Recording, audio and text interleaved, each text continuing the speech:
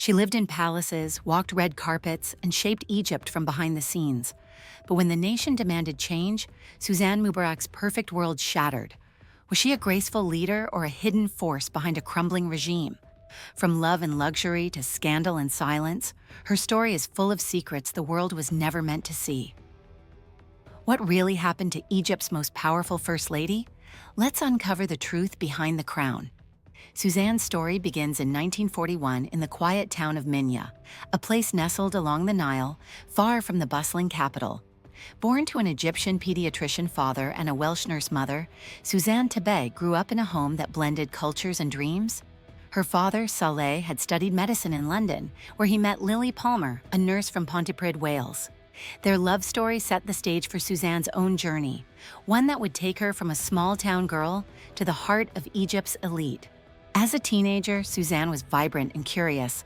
She attended St. Clair's School in Cairo's upscale Heliopolis neighborhood, where she swam at the local club and dreamed of becoming an air hostess, inspired by detective stories and ballet.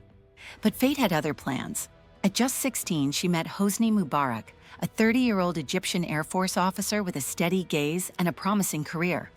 A year later, at 17, she married him, stepping into a life that would soon thrust her into the spotlight. They had 2 sons, Allah and Gamal, and for a while, Suzanne's world revolved around her family. But Suzanne was not content to stay in the shadows. 10 years after her marriage, she returned to school, earning a bachelor's degree in political science and a master's in sociology from the American University in Cairo. Her thesis focused on upgrading primary schools in Bulaq, a poor Cairo neighborhood, hinting at her growing passion for social change. Little did she know, her life was about to change forever. In 1981, Cairo is alive with the sound of a military parade, celebrating Egypt's role in the 1973 war against Israel. President Anwar Sadat, a towering figure, sits proudly next to his vice president, Hosni Mubarak. Then chaos erupts. Gunmen leap from a jeep, spraying bullets.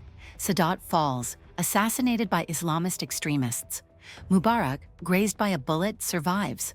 8 days later, he's sworn in as Egypt's president. At 53, the quiet Air Force commander steps into a role he never expected, inheriting a nation simmering with hope and tension. Overnight, Suzanne became Egypt's First Lady, a role she would hold for 30 years. For many Egyptians, she was Mama Suzanne, a poised and articulate woman who seemed to embody progress. But beneath the surface, her story was far more complex. As First Lady, Suzanne was a whirlwind of activity. She founded the Cairo Child Museum with the British Museum, opened libraries, and championed literacy through her Reading for All initiative. She led Egypt's delegation to UN conferences on women and children, earning international acclaim. The World Health Organization awarded her the Health for All Gold Medal in 1994, and universities from Spain to Azerbaijan showered her with honorary degrees. She spoke out against human trafficking and female genital mutilation, earning a standing ovation at a conference in Bahrain in 2009. To the world, she was a humanitarian, a beacon of hope for Egypt's women and children. But in Egypt, whispers told a different story. Many called her El Hanem, the Lady, a nickname laced with both awe and resentment. Critics saw her as out of touch, gliding through Cairo's garbage-strewn streets in a gilded bubble. Flowers bloomed, and walls were scrubbed clean wherever her convoy passed, creating an illusion of a perfect Egypt. Some accused her of craving international awards, even dreaming of a Nobel Prize. Others whispered that she wielded immense power behind the scenes, shaping her husband's decisions and grooming her son Gamal to succeed him. As Hosni grew older, retreating to his villa in Sharm el-Sheikh, Suzanne's influence seemed to grow, and not always for the better. The turning point came in 2011, when the Arab Spring swept across the Middle East. In Cairo's Tahrir Square, thousands of Egyptians demanded change, their voices rising against decades of corruption and repression. Suzanne, then 70, was caught off guard. A close friend, Farkhanda Hassan, recalled her eerie calm during a phone call as Cairo burned. She didn't believe a crisis was coming, Hassan said. She didn't know the depth of the problem. To Suzanne, the revolution was a shock, a betrayal of the Egypt she thought she knew. On February 11, 2011, his deputy, Omar Suleiman, announced Mubarak's resignation in a 30-second TV clip. The square erupted in joy. The Mubarak family was flown to their luxurious villa in Sharm el-Sheikh, a Red Sea resort town, under house arrest. For Suzanne, the fall was swift and brutal. Prosecutors soon turned their attention to her, accusing her of corruption and illicit gains. They questioned her ownership of a $6 million villa in Sharm el-Sheikh and $3.3 million in a Cairo bank account. On May 13, 2011, authorities ordered her detention, and Suzanne collapsed, suffering what was initially reported as a heart attack but later described as a panic attack. She was admitted to a hospital in Sharm el-Sheikh, her world unraveling. The charges against Suzanne were serious. Prosecutors believed the Mubarak family had amassed a fortune worth billions, though hard evidence was scarce. Suzanne denied the accusations, insisting she had only $3 million to her name. In a dramatic move, she handed over her assets to the state, including 20 million Egyptian pounds from bank accounts and the deed to a Cairo villa. By May 17, 2011, she was released on bail, avoiding prison but not the public scorn. Her sons, Alaa and Gamal, were less fortunate, spending 4 years in Cairo's notorious Tora prison before their release in 2015. Suzanne's life after the revolution was a shadow of its former glory.